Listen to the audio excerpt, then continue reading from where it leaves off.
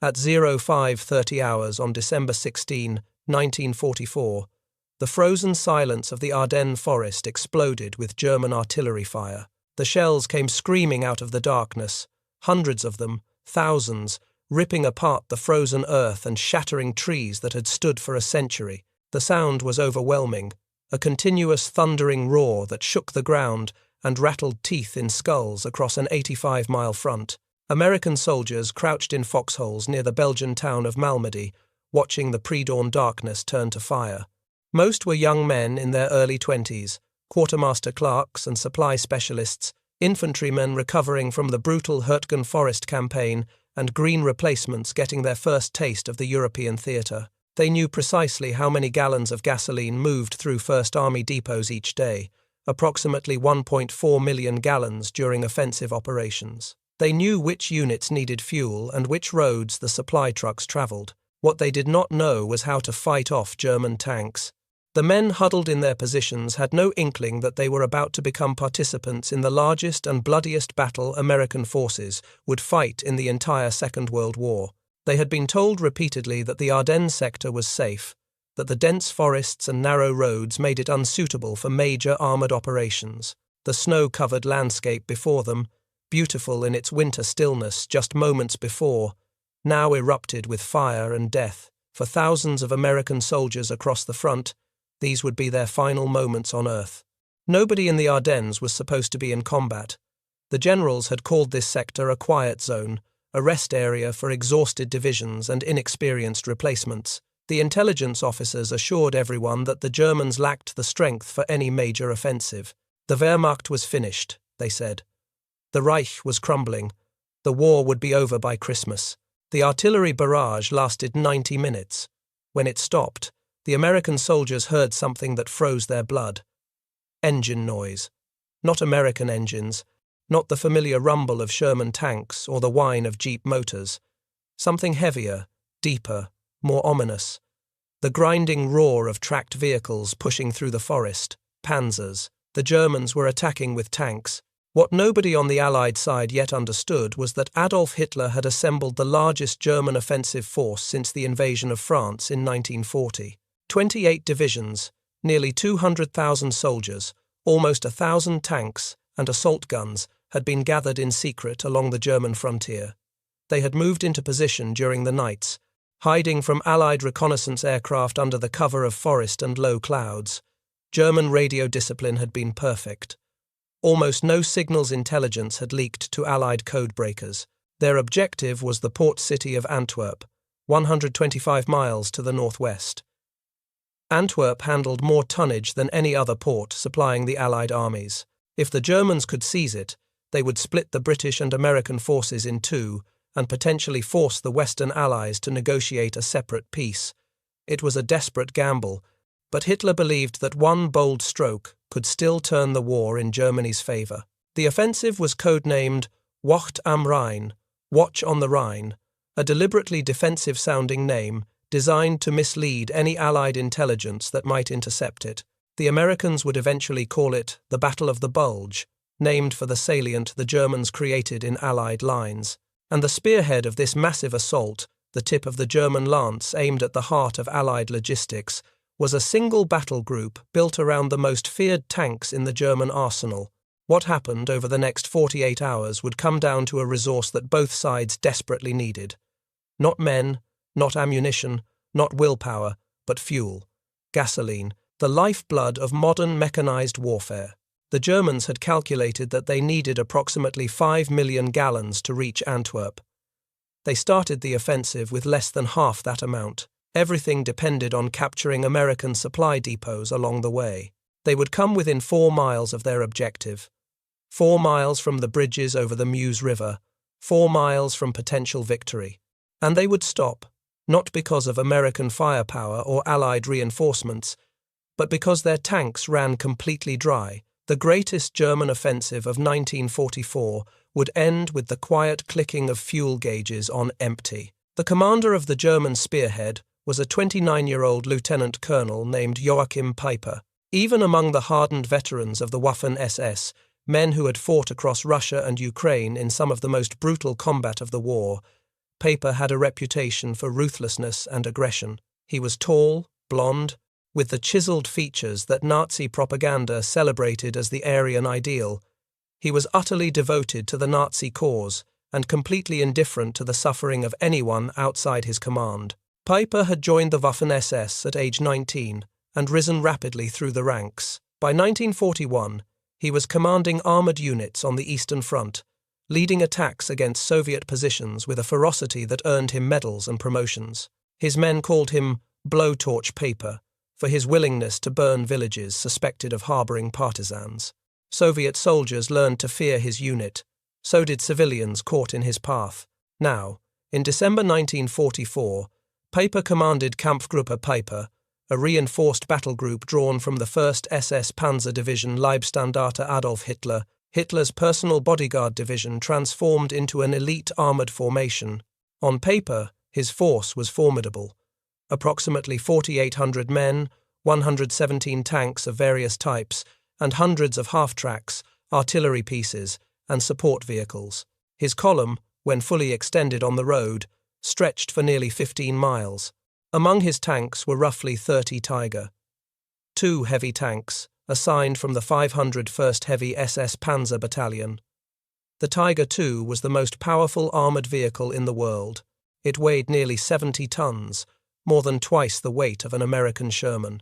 Its frontal armour was 180 millimeters thick, impervious to any tank gun the Americans possessed. Its main weapon was an 88 millimeter cannon that could destroy a Sherman from over 2 miles away. American tankers called it the King Tiger, and they feared it above all other German weapons. Many would not even engage a Tiger II directly, preferring to call in airstrikes or artillery rather than face that massive cannon. But the Tiger II had a fatal weakness that Peiper understood better than anyone, a weakness that would ultimately doom his entire offensive. It consumed fuel at a catastrophic rate. The massive Maybach HL 230P30 engine, the same engine used in the much lighter Panther tank, was hopelessly inadequate for moving 70 tons of steel. The engine gulped approximately 2 gallons of gasoline for every mile travelled on good roads. Off-road, through the muddy, cratered, forested terrain of the Ardennes, consumption could double or triple.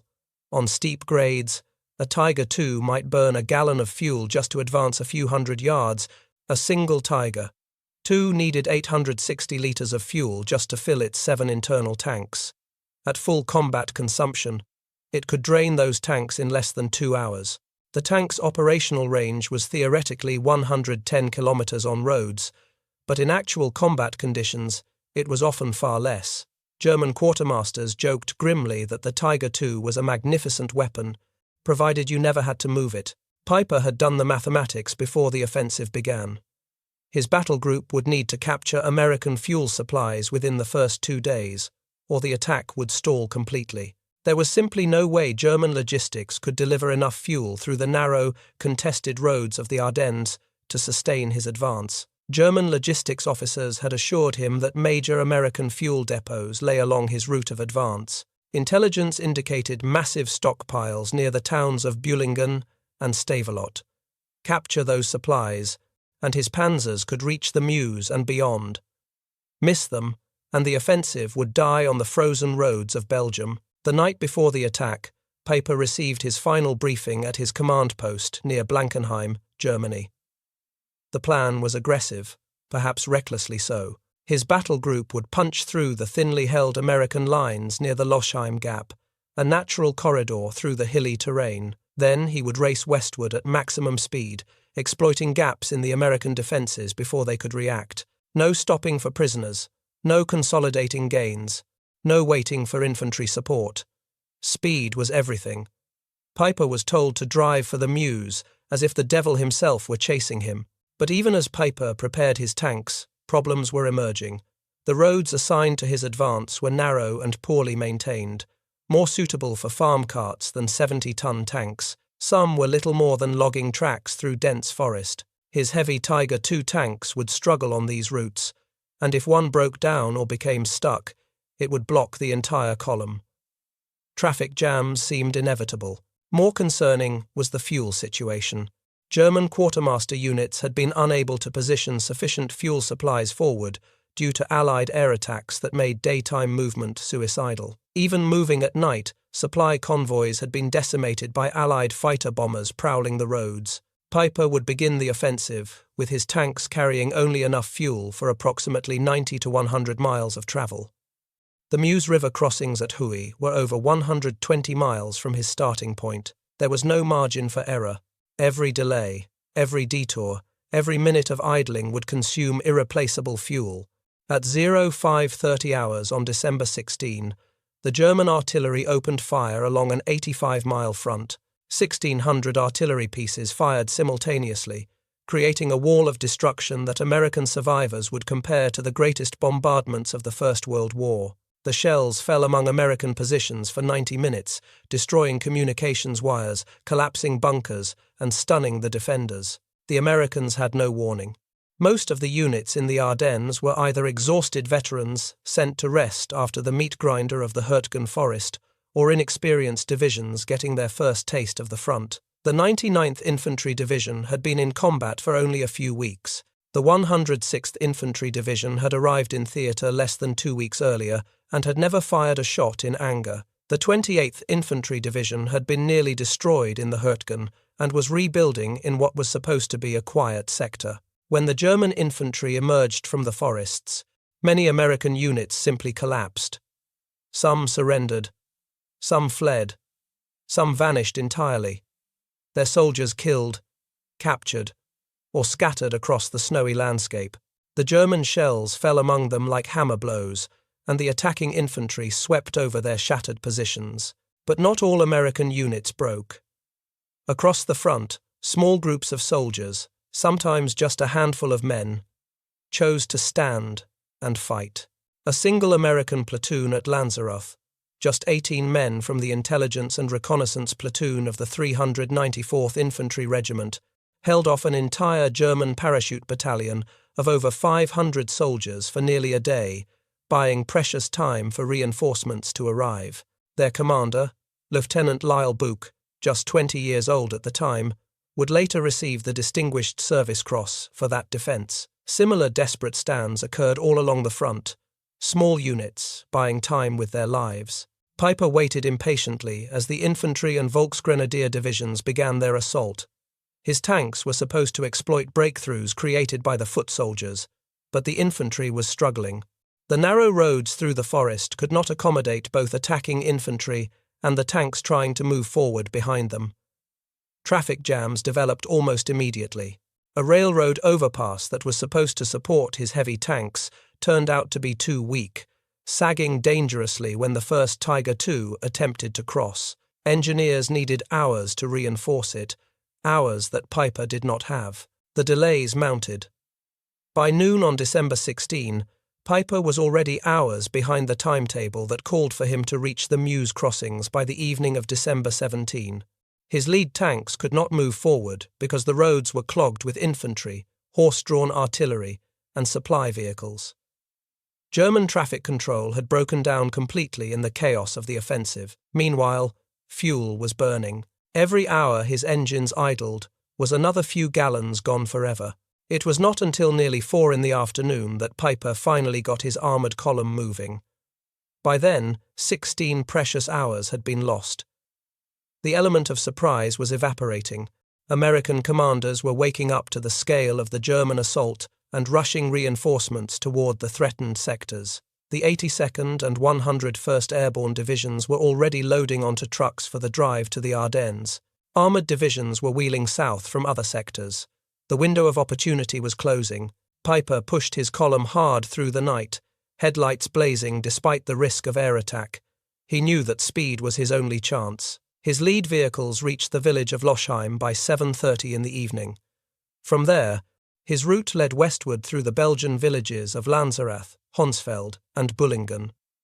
At Bullingen, his intelligence indicated there was an American fuel depot. It was a critical objective, the first chance to replenish his thirsty tanks. The column reached Lanzarote around 4:30 in the morning on December 17, only to find that the village had not yet been secured. A handful of American soldiers had been holding the position against an entire German parachute regiment for nearly 24 hours. Paper was furious at the delay caused by this tiny force of defenders.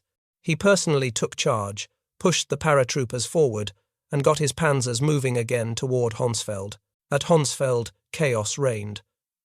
American rest centers and supply units were caught completely by surprise. Soldiers stumbled out of warm billets in their underwear to find German tanks rolling down the main street. Piper's tanks drove through the village, machine guns chattering, capturing American soldiers and vehicles. But there was no time to process prisoners properly, no time to search buildings, no time to do anything but push forward. The lead elements pressed on while rear units dealt with the Americans they had overrun. Then Piper received welcome news. His scouts reported an American fuel depot at Bulge, just a few miles to the south. It was not a large depot, perhaps 50,000 gallons, but it was fuel his thirsty panzers desperately needed. The capture of that fuel could extend his range by precious miles. The capture of Bulge on the morning of December 17 gave Piper's campaign a brief boost. His tanks refueled from American supplies, and captured American prisoners were forced at gunpoint to help fill German fuel tanks. German tankers topped off their vehicles, while American soldiers, guns trained on them, passed jerry cans hand to hand. But 50,000 gallons was not enough. It was barely a drop in the ocean of Piper's needs. His battle group consumed roughly 40,000 gallons just to advance 50 miles. He needed far more to sustain his drive to the Meuse. According to his intelligence, the major American fuel depots lay further west, near Stavelot and Spa.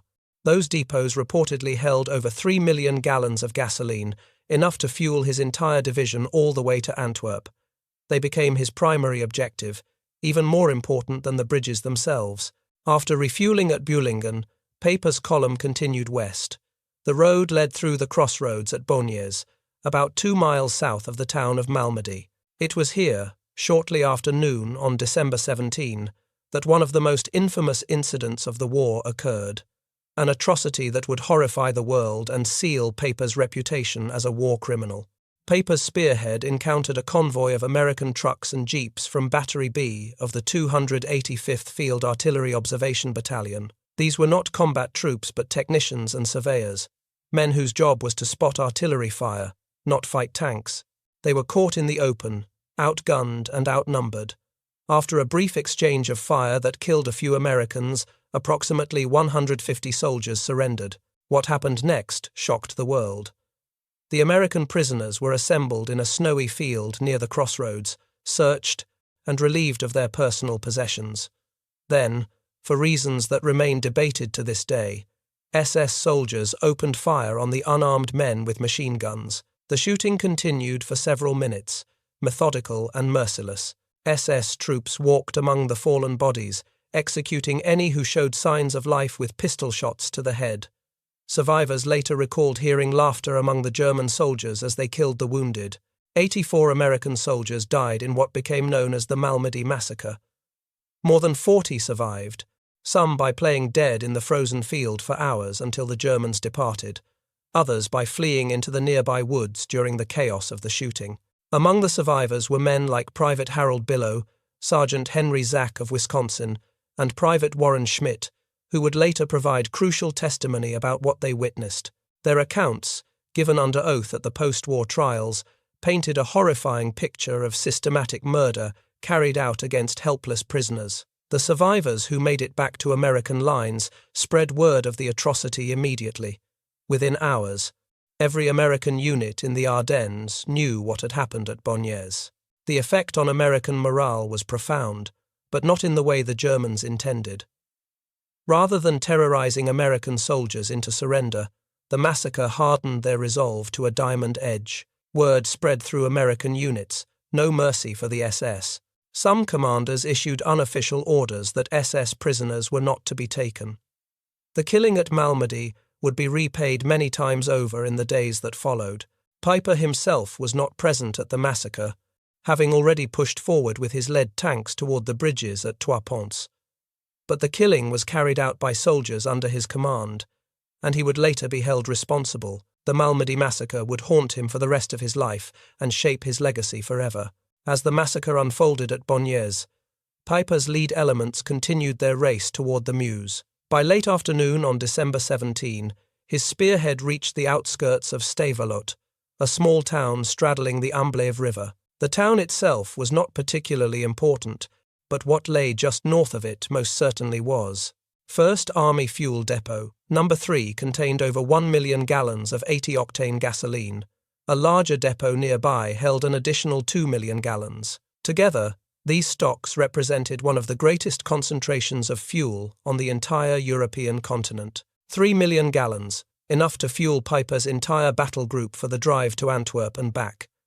If he captured them intact, his offensive would succeed. If the Americans destroyed or evacuated them, his Panzers would die of thirst within days. The race for the fuel dumps had begun. The American officer responsible for denying Piper his fuel was not a combat commander, but a civil engineer wearing the uniform of a combat engineer. Lieutenant Colonel David Pergrin commanded the 291st Engineer Combat Battalion, a unit of men trained to build bridges, clear minefields, and construct roads. They were not frontline infantry. They had not been trained for the kind of desperate fighting they were about to experience, but they understood one thing perfectly: how to destroy things. Pergrin was 27 years old, a graduate of Pennsylvania State University, who had worked in construction before the war. He had led his battalion through Normandy and the advance across France, building pontoon bridges and clearing obstacles for the advancing armies. His men had never faced enemy tanks directly. Now German armor was bearing down on them, and Pergrin had to improvise a defense with the tools and men available. When word of the German breakthrough reached Pergrin on December 17, he immediately recognized the threat to the fuel depots near Stavelot. He dispatched squads of engineers to mine roads, prepare bridges for demolition, and establish roadblocks using anything available: felled trees, disabled vehicles, minefields hastily laid across road junctions. Every hour of delay they could impose on Piper was an hour in which precious fuel could be evacuated or destroyed. At Trois Ponts, a town named for its 3 bridges over the Meuse and Salm rivers, Pergrin's engineers worked frantically through the night of December 17. They wired the bridges with TNT, strung detonation cord, and positioned soldiers to guard the explosives from German patrols. If Piper could cross these bridges, he could continue his drive toward the Meuse. If the bridges were destroyed, he would be forced to find alternative routes through terrain that was already consuming his dwindling fuel supplies at a catastrophic rate. The situation at Stavelot was desperate. The town was defended by a handful of American soldiers, mostly service troops with limited combat experience. They had rifles and a few machine guns, but nothing that could stop a 70-ton Tiger II tank. To their north lay the massive fuel dumps, guarded by approximately 60 Belgian soldiers of the 5th Belgian Fusiliers. These Belgians were former resistance fighters recruited just months earlier when their country was liberated. They had courage and determination but little heavy equipment and no experience fighting armoured vehicles. As darkness fell on December 17, Piper's column approached Stavelot from the east. The German commander faced a critical decision. His tanks had been moving almost continuously for nearly 2 days. His men were exhausted, having had little sleep since the offensive began. His fuel situation was becoming critical, the gauges dropping toward empty on tank after tank. The prudent course would be to halt, consolidate, refuel what vehicles he could from captured stocks, and attack at dawn with full strength. Piper chose to halt for the night on the outskirts of Stavelot. He needed to rest his men and assess his fuel situation. It was a decision that seemed reasonable at the time. It would prove catastrophic. Those hours of darkness gave the Americans time to prepare defenses and, most critically, begin evacuating the precious fuel stocks to the north. Throughout the night of December 17 to 18, American trucks rolled north from Stavelot, carrying thousands of jerry cans filled with gasoline. The evacuation was chaotic and incomplete, hampered by the narrow roads and the constant threat of German attack. But every gallon removed was a gallon Piper would not capture. Men worked by flashlight, loading cans onto trucks that had been commandeered from every unit in the area. Belgian civilians helped where they could, understanding that their fate was tied to the outcome of the battle. At dawn on December 18, Piper launched his assault on Stavelot, His Panzers rumbled toward the bridge over the Meuse River, while American defenders fought desperately to slow the advance. The Americans had positioned an anti-tank gun covering the approach, but the first German tanks destroyed it quickly. SS infantry rushed forward under covering fire, pushing back the outnumbered Americans. By mid-morning, German tanks were rolling across the bridge into Stavelot itself. But as Piper's men secured the town, they discovered a bitter truth.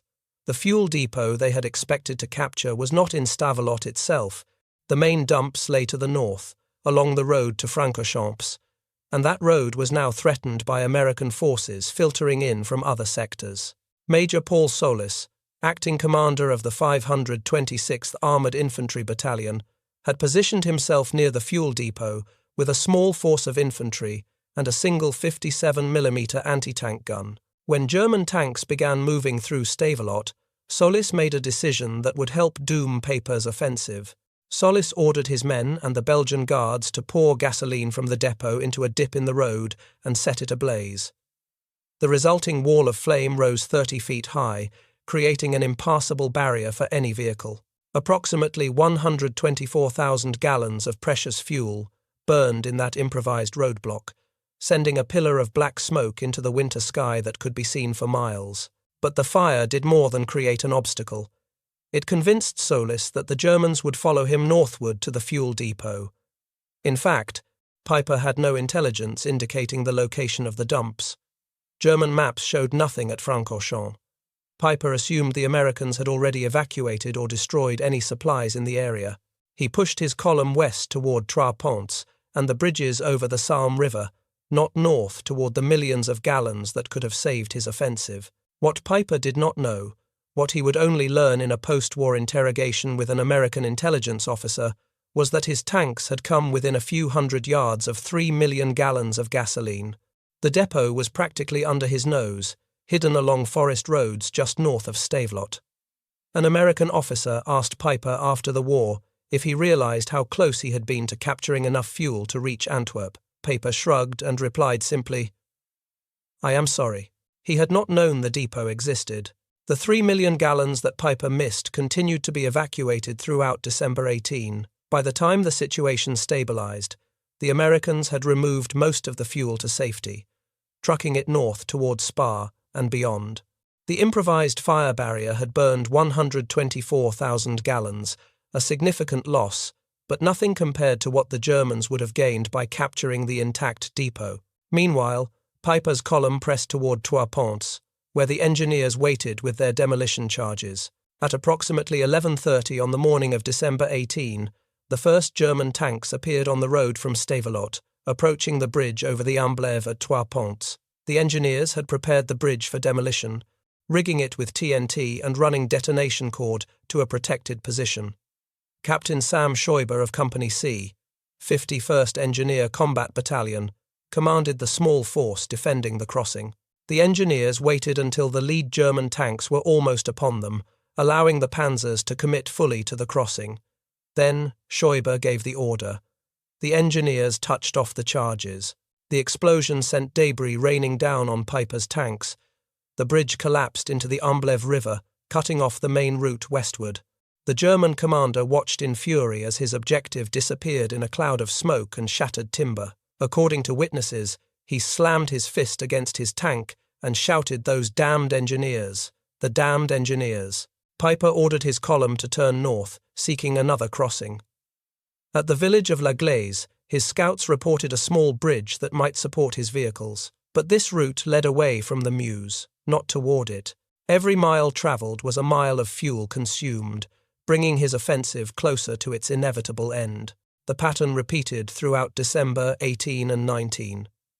Each time Piper found a route forward, American engineers destroyed the bridges in his path. At Habimont, a squad from the 291st Engineers blew the bridge over the Lienne Creek, while German vehicles were actually approaching. The explosion caught some Germans on the span itself. At Cheneux, a small wooden bridge was destroyed, just as German tanks reached the approaches. At every river crossing, every creek, every stream, the engineers waited with their explosives. By the evening of December 18, Piper had advanced over 100 kilometers from his starting point, further than any other German unit in the offensive, but he was no closer to the Meuse than he had been that morning. The blown bridges had forced him to detour repeatedly, burning fuel on roads that led nowhere. His fuel situation was now desperate. The Tiger, 2 tanks that had terrified American soldiers just days earlier, sat immobile by the roadside, their massive fuel tanks completely empty. Piper sent urgent radio messages to division headquarters requesting fuel resupply. The response was not encouraging. Other German units were also critically short. The narrow roads through the Ardennes were clogged with traffic. Allied fighter bombers, now operating as the weather began to clear, were destroying German supply vehicles by the dozens. Relief was coming, headquarters assured him, but it might take days to reach him, days that Piper did not have. On December 19, Piper captured the town of Stoumont after fierce fighting against elements of the 30th Infantry Division. His tanks were within a few miles of Spa, where 1st Army headquarters was frantically evacuating its command post. American generals could hear German tank guns in the distance, but Piper lacked the fuel to exploit his gains. His lead vehicles were running on fumes, literally scraping the bottoms of their fuel tanks. That afternoon, Piper made a devastating assessment of his situation. He determined that his Kampfgruppe did not have sufficient gasoline to cross the bridge west of Stoumont and continue the advance. His tanks could not move. The spearhead of Hitler's great offensive had ground to a halt, not from enemy action, but from empty fuel tanks. At the same time, American reinforcements were pouring into the Ardennes from every direction. The 82nd Airborne Division arrived at Trois Ponts, blocking any further German movement to the west. The 30th Infantry Division established defensive positions around Stoumont and Gleize. Task forces from the 3rd Armoured Division cut the roads behind Piper, threatening to surround his entire battle group. The hunter was becoming the hunted. Piper's situation deteriorated rapidly over the next 4 days. American forces recaptured Stavelot on December 19, cutting his last supply route. His battle group was now completely surrounded, trapped in a pocket around the village of Gleize. An attempted resupply by air on December 22 failed catastrophically when SS Brigadeführer Wilhelm Mohnke, his divisional commander, insisted that the grid coordinates Piper had provided were wrong. The Luftwaffe pilots dropped their cargo containers using Mohnke's coordinates instead.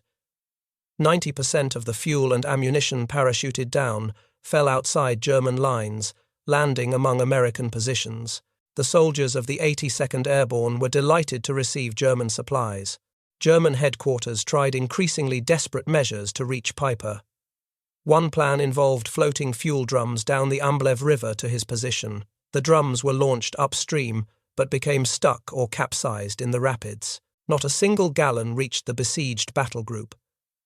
Another attempt to break through with a relief column from Kampfgruppe Hansen was thrown back by determined American resistance at the river crossings.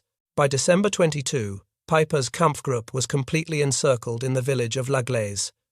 His men had not eaten properly in days, surviving on frozen rations and whatever they could scavenge from destroyed vehicles. They had virtually no ammunition for sustained combat, having expended most of their supplies in the desperate fighting of the past week. Most critically, they had no fuel whatsoever. The magnificent Tiger. 2 tanks that had been the terror of the Ardennes sat in the village streets, immobilized and useless, their engines cold. American artillery pounded Gleize relentlessly around the clock. Shells fell every few minutes, reducing buildings to rubble and filling the air with deadly shrapnel. The village was being systematically destroyed around the German defenders. Approximately 50 Belgian civilians remained trapped in cellars, caught between the opposing forces, praying for the battle to end. On the evening of December 23, Piper received a final radio message from division headquarters. A relief column would attempt to reach him the following morning. If relief failed to break through by noon on December 24, he was authorized to destroy his equipment and break out on foot, abandoning everything he could not carry. The relief column never arrived. The American defenses proved too strong. Kampfgruppe Hansen tried to force a crossing of the Meuse, but was driven back with heavy losses. By noon on December 24, Christmas Eve, Piper knew that no help was coming. In the early morning hours of December 24, Peiper gathered his remaining men in the basement of his command post. Approximately 800 were still fit enough to walk. Another 127, most of them seriously wounded, would have to be left behind, along with a small rearguard to protect them until American forces arrived. The password for the breakout was Merry Christmas. Before leaving, the Germans destroyed everything they could not carry. They dropped grenades into fuel tanks, set timed charges on ammunition vehicles, and disabled the main guns of their immobilized tanks. Peiper ordered the charges staggered, timed to detonate over several hours, to give the impression of ongoing combat and mask the withdrawal from American observers. The column moved out at 2 a.m, heading south toward the Meuse River. They had no vehicles, no heavy weapons, no supplies except what each man could carry on his back. 2 Belgian farmers from Gleize were forced at gunpoint to serve as guides through the forested hills. The march covered nearly 20 miles of frozen, mountainous terrain, through snowdrifts and across icy streams. American patrols were everywhere, searching for exactly this kind of breakout attempt. At one point, near the hamlet of Bulge, the column blundered into an American defensive position. Firing broke out in the darkness. Men fell on both sides. Peiper himself had to rally his exhausted troops to fight their way clear. The column pressed on through the night and into Christmas Day. Men collapsed from exhaustion and were left behind, their fate unknown. Others fell through ice into freezing streams and had to be pulled out, their wet uniforms freezing solid in the bitter cold. The sound of American artillery continued in the distance, shelling the positions they had abandoned. By dawn on December 25, Christmas morning, the remnants of Kampfgruppe Peiper had crossed the German lines near the village of One. Of the 4,800 men who had begun the offensive 9 days earlier, fewer than 800 returned. They brought with them no tanks, no vehicles, no heavy equipment, nothing but their personal weapons and the frozen, filthy uniforms on their backs. Behind them, in the ruins of Gleize, American soldiers discovered a graveyard of German armor, 7 Tiger, 2 tanks, more than 50 medium tanks and assault guns, 70 half-tracks, and dozens of other vehicles sat abandoned in the village streets. Some had been destroyed by their crews, turrets blown off by internal explosions. Others were intact, simply out of fuel. American soldiers found jerry cans scattered everywhere, all of them empty. Intelligence officers carefully documented each abandoned vehicle, noting the tactical numbers painted on their hulls and the condition of their equipment. The captured Tiger II tanks were particularly prized, offering Allied engineers their first close examination of Germany's most fearsome weapon. The 136 armoured vehicles that Peiper abandoned at Gleize represented a significant portion of Germany's remaining tank strength in the West. They would never be replaced. The Tiger, 2 tanks, each one requiring 300,000 man-hours to produce in Germany's bombed and disrupted factories, were particularly irreplaceable losses. But Kampfgruppe Peiper was just one part of the failed German offensive. To the south, another German armoured force had come even closer to the Meuse River before meeting the same fate. The 2nd Panzer Division, one of the most experienced armoured formations in the German army, had bypassed the besieged American garrison at Bastogne and raced westward toward the Meuse crossings at Dinant. This division traced its lineage back to the earliest days of German armoured warfare and had fought in Poland, France, the Soviet Union, and Normandy. Its soldiers were veterans of 100 battles, and they knew that this offensive represented Germany's last chance to change the course of the war. Unlike Peiper's force, which had been stopped by destroyed bridges and stubborn American resistance, the 2nd Panzer Division found relatively open roads and weak opposition. Their tanks rolled through Belgian villages that had no defenders, their crews straining to reach the river before American reinforcements arrived. By December 23, their lead elements had reached the woods near the village of Foy Notre Dame, just 4 kilometers from the Meuse River. Through their binoculars, German tank commanders could see the winter sun reflecting off the water. They could see the bridges at Dinant that were their objective. They were so close they could almost touch victory, and there they stopped. The tanks of Kampfgruppe Kochenhausen, the spearhead of the 2nd Panzer Division, had run completely out of fuel. The crews sat in their vehicles, engines silent, watching the Meuse River 4 miles away. Radio messages went back to division headquarters, begging for supplies. The response was always the same. Fuel was coming, hold your position. Victory was within reach. The fuel never came. On the morning of December 24, Christmas Eve, American aircraft appeared in the skies above the Ardennes. The weather had finally cleared after days of fog and low clouds, and Allied air power, the one factor Hitler had hoped to neutralize with his winter offensive, was now free to operate. P-47, Thunderbolt fighter bombers swept over the German columns like avenging angels, their 850 caliber machine guns and 500-pound bombs wreaking havoc on anything that moved. B-26. Marauder medium bombers struck German supply depots and rail lines. The already desperate German fuel situation became catastrophic. Supply trucks that had been inching toward the front were destroyed by the dozens. Fuel dumps in the German rear were set ablaze by precision attacks. That same day, the American 2nd Armored Division launched a counterattack against the stranded German spearhead near Foy Notre Dame. The German tankers, unable to maneuver their fuel-starved vehicles, could only fight from fixed positions. They had no ability to concentrate forces, no ability to flank the attacking Americans, no ability to do anything but sit and take fire. It was a massacre. British tanks of the 29th Armoured Brigade joined the attack from another direction. The Germans found themselves surrounded by enemies they could not reach and could not escape. Tank after tank was knocked out by American and British fire.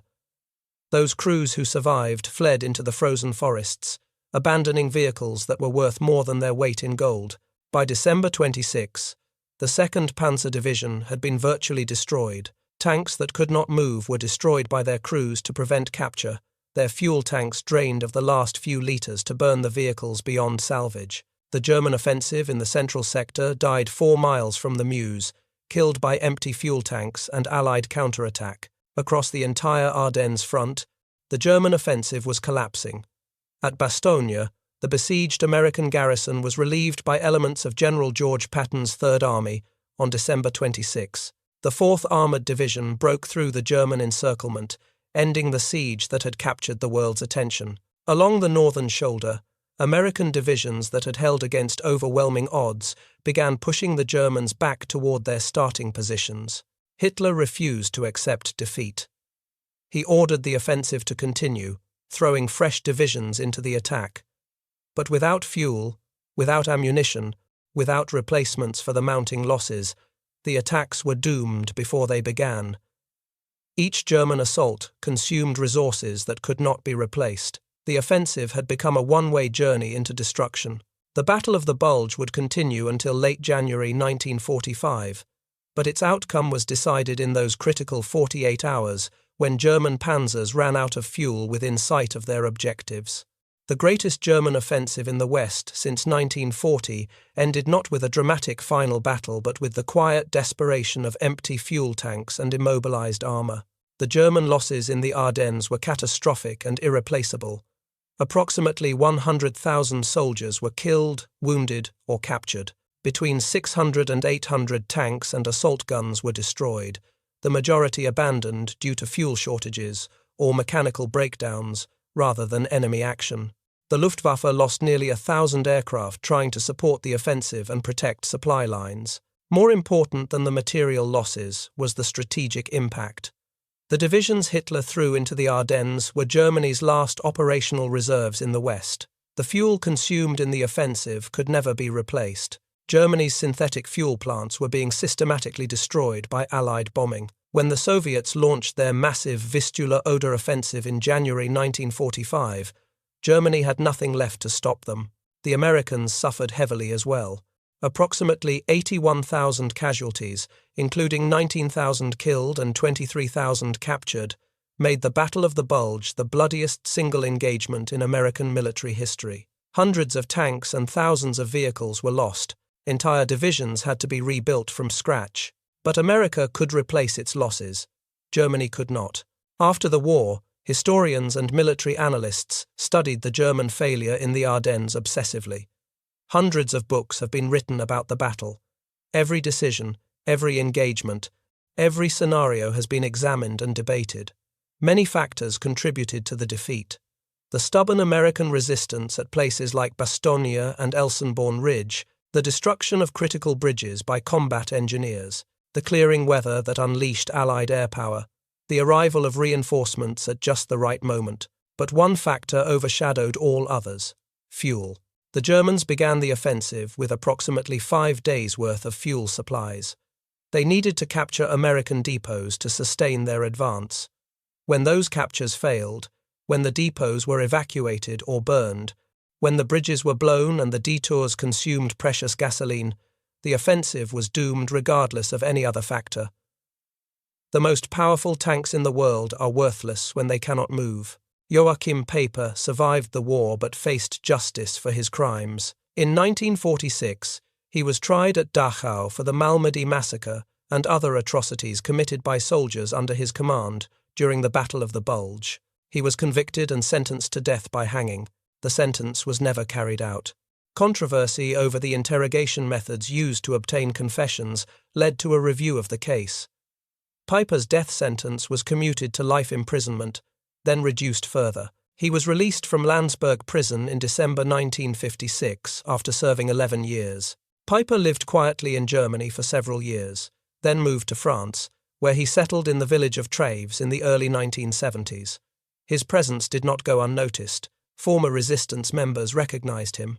Local newspapers published stories about the SS officer living in their midst. Piper received threats. In July 1976, Paper's house in Treves was firebombed in the early morning hours. The house burned to the ground. Paper's remains were found in the ashes. He was 61 years old. The perpetrators were never identified. The Tiger II tank that Piper abandoned at Gleize still stands in the village today. It sits in front of the December 1944 museum, carefully preserved as a monument to the battle that saved Western Europe from one last German offensive. Tourists photograph it every day. Children climb on its massive hull and peer into its fighting compartment.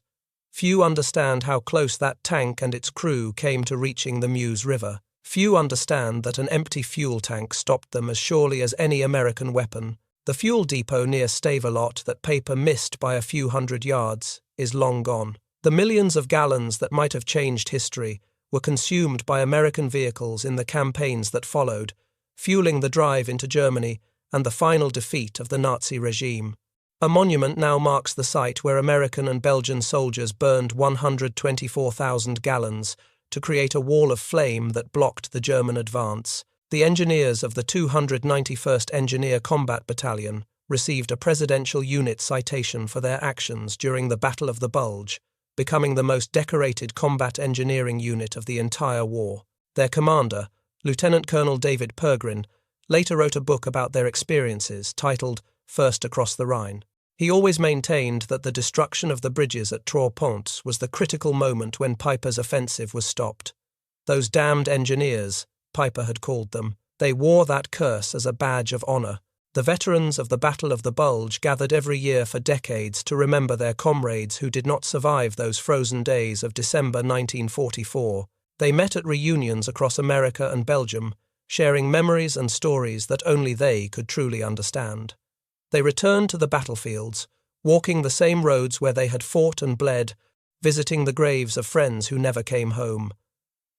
Their numbers dwindled as the years passed, claimed one by time and age. The last survivors are now in their late 90s and beyond, living testaments to that terrible winter. Soon, there will be no one left who stood in the Ardennes when the German tanks came. But the lessons of the battle endure. The greatest army in the world is helpless without fuel. The most advanced weapons are useless without supplies.